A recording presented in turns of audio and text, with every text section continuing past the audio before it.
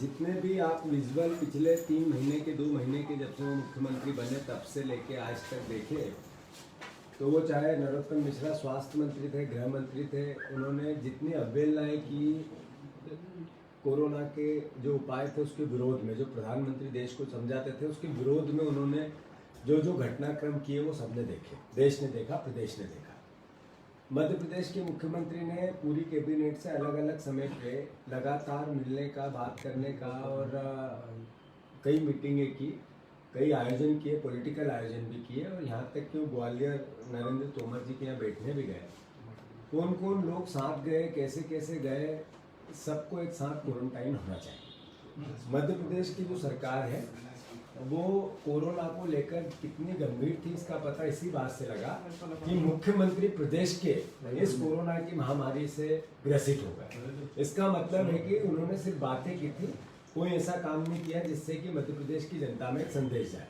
आप इंदौर के घटनाक्रम देखो, लगातार रैलियां चलती रही, लगातार बैठकें चलती रही, लगातार कोरोना का संक्रमण फैले इसका प्रयास भारतीय जनता पार्टी करती रही। इतना नहीं, घोड़े पे बैठ के प्रचार, मतलब ये एक तरह का कितना अन्याय इस देश के कानून और संविधान और मध्य प्रदेश की जनता के साथ इन लोगों ने किया, वो सबने देखा है। मैंने जैसा पहले भी कहा कि मुख्यमंत्री जल्दी से स्वस्थ हो, भगवान से हम कामना करते हैं।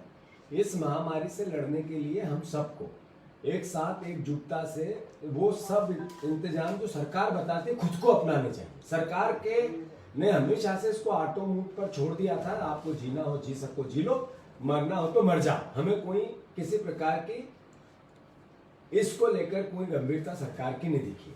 आप देखो, एक मौत होती है, किसी प्रकार से हत्या होती है, हम सब मिलकर किस तरीके से उसको सुर्खियां बनाते हैं और करने वालों को क्रिटिसाइज करते हैं, कानून उस पर न्याय करता है। इतनी हत्याएं हुई कोरोना को लेकर, कौन है इसका दोषी? कौन है इसका दोषी? सरकार ने कितने गंभीरता का पालन किया, किस किस रूप में सरकार ने इनकी मौतों की जवाबदारी सरकार की है, ये प्रदेश को आज समझना पड़ेगा, मानवता को समझना पड़ेगा। मैं मानता हूं कि पूरी भारतीय जनता पार्टी, वो चाहे देश में हो चाहे प्रदेश में हो, सत्ता की लोभी, सत्ता के पीछे हवस, सत्ता के पीछे भागने वाली उसकी हवस देश में सर चढ़ के बोल रही है।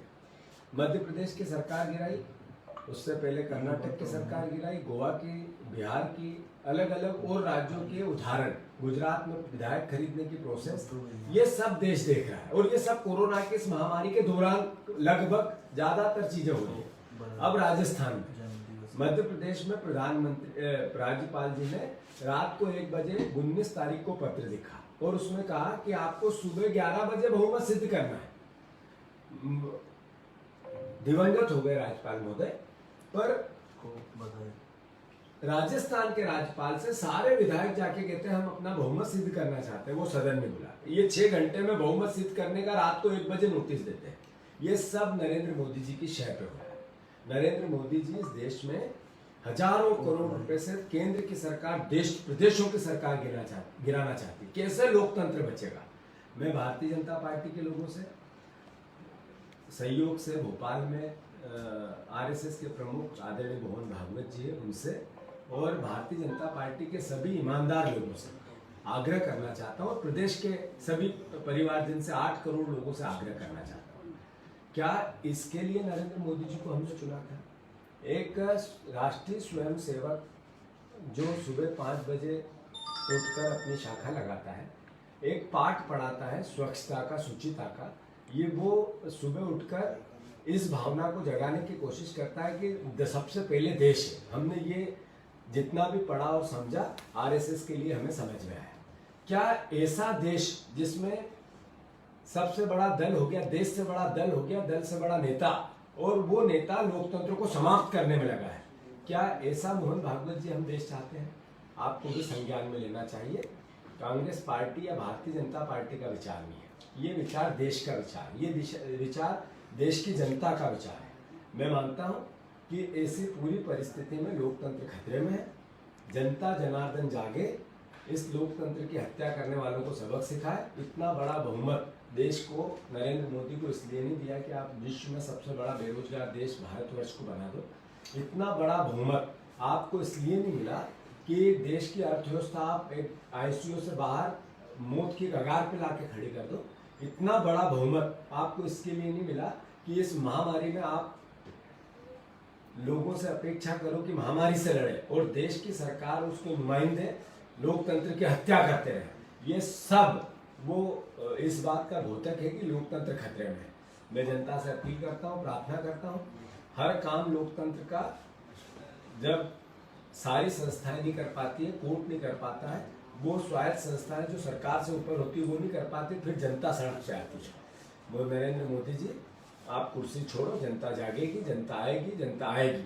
मैं मानता हूं कि ये पूरे देश का आज परिदृश्य है। कांग्रेस पार्टी ने एक आज अभियान चला है पूरे देश में, स्पीक अप इंडिया, जिसमें लोकतंत्र को बचाने का है, और उसी के माध्यम से मैंने ये आप सबसे आग्रह किया। दूसरा ये था कि आपने कहा कि मुख्यमंत्री ने लगातार कोरोना की लगातार लोगों से मिलते रहे, लेकिन ये दोष तो कांग्रेस में भी लगता है, क्योंकि कांग्रेस के पदाधिकारी भी जनसंपर्क में लगे रहे।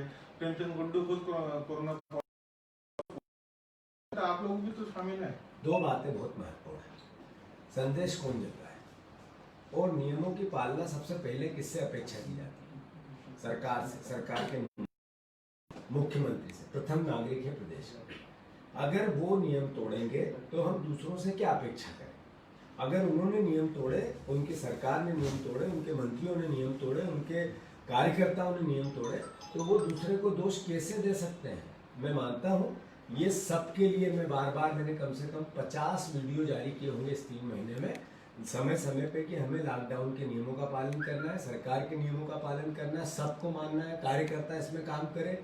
और कांग्रेस पार्टी का भी, राहुल गांधी का मोटिव यही था, यही सोनिया गांधी का मोटिव था, यही कमलनाथ का मोटिव था। हमने कोविड में सरकार की सहायता करने की कोशिश की, पर यह कैसे संभव था कि एक पार्टी लगातार पॉलिटिकल कार्यक्रम करती जा रही है और दूसरी पार्टी के लोग चुप बैठे रहे? मैं समझता हूं कि निश्चित आपने वो सवाल किया वो सही है, पर ये क्रिया की प्रतिक्रिया थी। मैं जैसा कहता हूं कि अभी भी हम सबको समझना चाहिए, राजनीतिक द्वेषभाव से आगे आना चाहिए और इस कोविड की महामारी से एकजुट होकर लड़ना चाहिए, और उसमें सरकार, विपक्ष और जनता एकजुट होना चाहिए। हम इस बात की आशा करते हैं। अच्छा, कुछ कांग्रेस नेताओं ने मांग भी रखी है कि ज्योतिरादित्य सिंधिया को अब 15 दिनों के लिए कार्यकारी मुख्यमंत्री बना दिया जाए, क्योंकि मुख्यमंत्री बनने के लिए वो गए थे और अब तो मुख्यमंत्री अंदर है। ये हमारा काम नहीं है किसको क्या बनाना है। ये लोकतंत्र के हत्यारे, ये पीछे के रास्ते से बैठे हुए जनमत के साथ अत्याचार करने वाले लोग कितने दिन रहेंगे, कितनी, जिस दिन चुनाव होंगे उसका रिजल्ट आएगा उस दिन ही हट जाएंगे। कौन कार्यकारी रहेगा, कोई परमानेंट रहेगा, दोनों नहीं रहेंगे। मैं मानता हूँ, हम कांग्रेस पार्टी बार मांग करी, मैंने पहले भी कहा था, जल्दी से चुनाव कोविड के इस महामारी के संदर्भ के साथ भी कैसे सुचारू रूप से हो, ये सरकार चली जाएगी, नई सरकार कमलनाथ जी के नेतृत्व में आएगी। तो सर, प्रधानमंत्री मोदी 5 तारीख को जा रहे हैं भूमि पूजन के लिए, कांग्रेस उसको लेकर आपत्ति भी दर्ज कर रही है। दो बातें। आपत्ति किस बात की? कांग्रेस पार्टी का शुरू से मोटिव था कि भगवान राम का, रामलला का मंदिर भव्य बने, पर कोर्ट उसको संज्ञान में लेके इस देश के संविधान को सर्वोपरि रख के भगवान राम के मंदिर की सैकड़ों साल की जो व्यवस्था थी उसके साथ बने। देश का संविधान आज हम जीवित हैं, शायद कल नहीं रहे, कुछ लोग सालों 2-4 साल 5 साल बाद नहीं रहेंगे, कुछ लोग 20 साल बाद नहीं रहेंगे, पर संविधान हमारा अमर है, अजय है, उसके अनुसार हम सब काम करें। हाँ, कांग्रेस पार्टी शुरू से कहती थी, भारतीय जनता पार्टी ये कहती थी कि क्या संविधान की भावना, रामलला की आस्था को संविधान में बांध सकते हैं? ये तो बीजेपी का कनेक्शन था। हमारा तो शुरू से मोटिव था, भगवान राम हमारे आराध्य हैं, उनका भव्य मंदिर बने, पर चूंकि संविधान एक अपनी जगह रखता है देश भर में, उसके अनुसार बने। संविधान ने कहा, कोर्ट ने कहा कि बनना चाहिए, कांग्रेस पार्टी उसका स्वागत करती है, बनना चाहिए, हम भी दर्शन करने जाएंगे और जाते हैं। लेकिन भूमि पूजन में प्रधानमंत्री शामिल हो रहे, तो उससे क्या? मेरा मानना है कि राष्ट्रपति सर्वोच्च संस्था के मुखिया होते हैं, देश के मुखिया होते हैं, अगर वो भी जाते तो ज़्यादा अच्छा था, बजाय मैं, कोई भी जा सकता है, इसका विरोध नहीं है किसी बात का। प्रधानमंत्री जा सकते हैं, मुख्यमंत्री जा सकते हैं, राष्ट्रपति जा सकते हैं, राज्यपाल जा सकते हैं, देश का आम नागरिक जा सकता है, जाना चाहिए। भगवान राम माँ है जो कोविड में जा सकते हैं, वहाँ जाए, नहीं तो यहाँ से भी आराधना करें। भगवान राम हमारे आराध्य, उनका आदर्श जीवन भारत को नहीं पूरे विश्व को नई दिशा देता है, वो मानते हैं, और भगवान राम को के पूरे जीवन शैली को मैं भी जीता हूँ, कांग्रेस पार्टी जीती है। अंतिम प्रश्न है, कल नागपंचमी पे को ट्विटर पे बयान चले, नाग कौन है, असीम का सांप कौन है, आप क्या समझ? मैं मानता हूँ कि प्रदेश अरुण की यादव का जनता ट्वीट सही था क्या?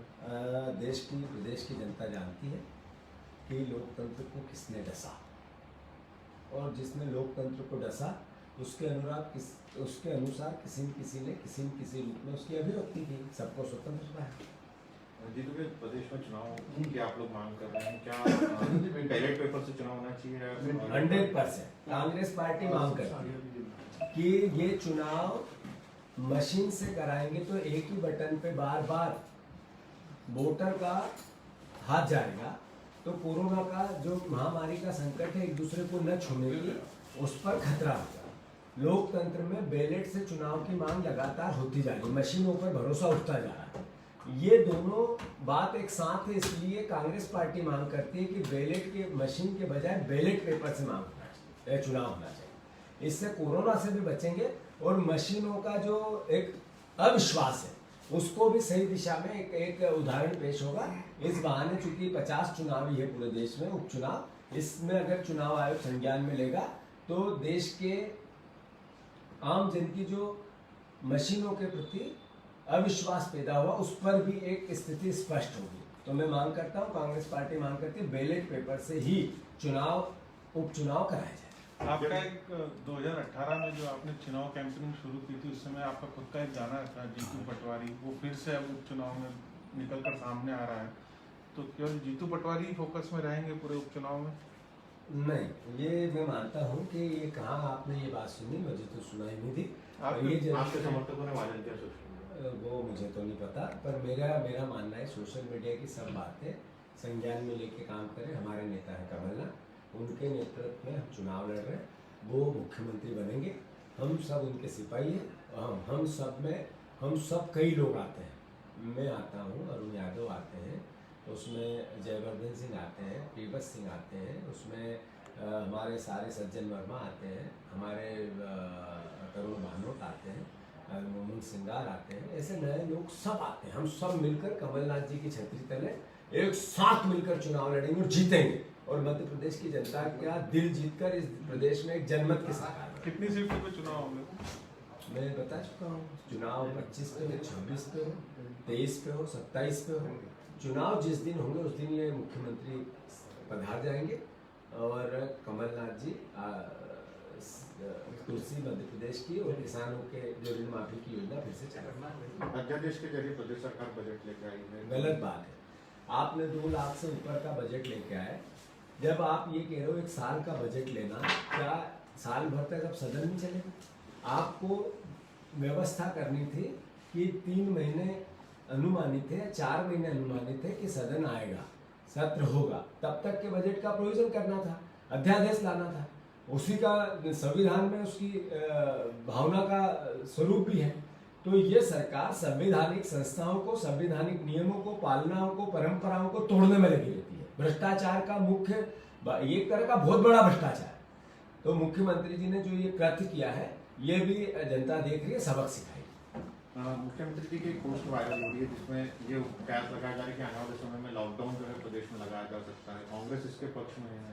नहीं, मैं तो शुरू से वो हर काम जिसमें कोविड से लड़ा जाए, कांग्रेस पार्टी सरकार के साथ, पर चूंकि कोविड से लड़ने के लिए जनता लड़े और सरकार के नुमाइंदे खड़े रहे या नियम तोड़ते रहे, ये 2 काम एक साथ नहीं हो सकते। एक ठेले वाले पे लड़ चलेंगे, उसके ठेला पलटा दिया जाएगा और सांसद घोड़े पे बैठ के प्रचार करें, ये क्या हो रहा है? और प्रशासन इसमें अंधा हो जाएगा।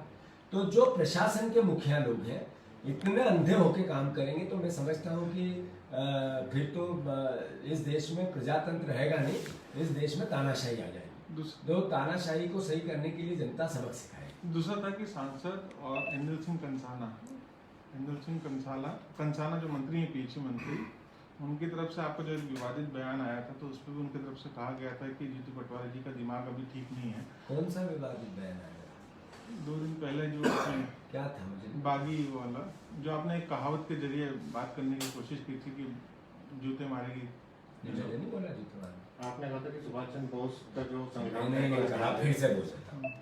मैंने कहा कि जो लोग लोकतंत्र की हत्या करते हैं एक 5 बजे कार्यकर्ता पोलिंग के दिन होता है, एक एक घर वोटर के यहाँ जाता है, हाथ जोड़ता है, पेड़ छूता है, सच बोलता है, झूठ बोलता है, कैसे भी एक व्यक्ति को, एक पार्टी को जिताने का प्रयास करता है।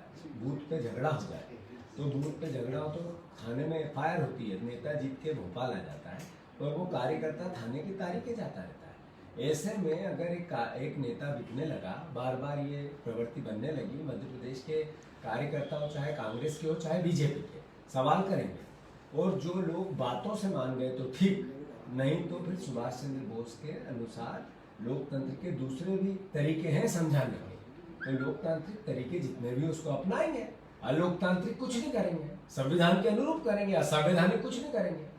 तो इसमें गलत क्या है? और कोई लोग इसको भी सवाल खड़ा करते हैं, उनकी बुद्धि पे मुझे तरस आता है, उनकी बुद्धि पे तरस भी आता है। चाहे तो मुझसे आमने सामने आके बात कर ले, मैं बात करने के लिए तैयार हूँ, सांसद हो या मंत्री हो या महामंत्री हो। सांसद जी का ये कहना था कि आप दिव्य सिंह की राह पे हैं, वो भी केवल मीडिया में सुर्खियों के लिए बयान देते हैं और आप भी बयान। मैंने कोई बयान गलत नहीं दिया और न कोई सुर्खियों के लिए देता हूँ। जो प्रदेश की व्यवस्था है उसके का काम करना मेरा दायित्व है। मैं चूंकि मीडिया का प्रभारी हूँ तो मेरे पार्टी का पक्ष रखना मेरा दायित्व है, वो मैं रखता हूँ। और उसके पहले मेरी पार्टी का होने के साथ साथ मैं इस देश का हूँ। भारतीय जनता पार्टी के लोग भी मेरे परिवार के हैं, वो मेरे दुश्मन नहीं है या कांग्रेस के दुश्मन नहीं, हम सब व्यवस्था के लिए। तो उनकी समझ को थोड़ा सुधारना पड़ेगा। मैं बार बार कहता हूँ कि सांसद जी, ये इंदौर के सांसद ने बोला, सांसद जी छोटे गिलास में ज़रा ज़्यादा पानी भर गया है। तो वो जिस तरीके से बात करते हैं, जो बातें आती है, फ्री फंड में इतने वोट से जीते हैं, तो मैं समझता हूँ उस गंभीरता को उनको समझना चाहिए। सोनिया गांधी जी ने नरसिम्हा राव जी की तारीफ की थी। नरसिम्हा राव जी के पोते ने कहा कि 16 साल क्यों लग गए कांग्रेस पार्टी को हम तक पहुंचने में। मैं समझता हूँ कि सोनिया जी और उनके बेटे के बीच की मामला है। नरसिम्हा राव हमारे देश के प्रधानमंत्री थे, जिन्होंने देश को एक दिशा दी, आर्थिक उन्नति दी, उदारीकरण का दौर लाया, जिससे आज इतने देश की आर्थिक उन्नति हुई। हमारे लिए वो आदरणीय है और हमारे लिए वो एक महापुरुष। ठीक, थैंक यू। जल्दी